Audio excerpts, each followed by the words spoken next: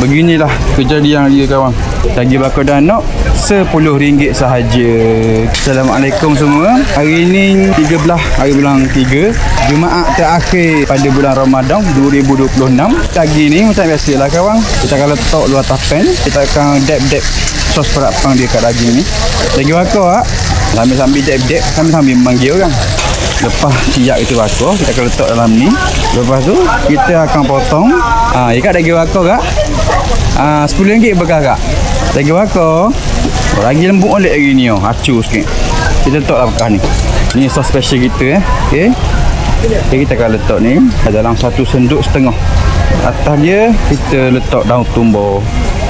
Beginilah kejadian dia kawan. Daging bakar danok RM10 sahaja.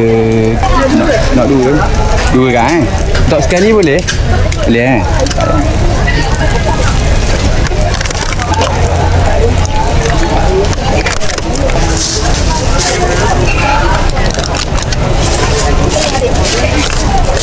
Okay, terima kasih kak. Saya jual. Selamat berpuasa.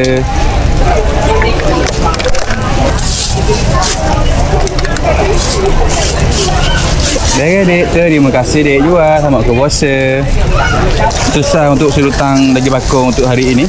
Okey, kalau saya merasa nak singgah Bazar Pantai Batu Buruk Gerasi 33. Jemput 1000 belaka. Lama dah seminggu lagi kita akan buka bazar ni. Daging bakar danok ni memang trademark dah habis kabin dah. Setiap kali bulan puasa je buka daging bakar danok di Bazar Pantai Batu Buruk. Okey, terima kasih banyak belaka. Assalamualaikum. Ting.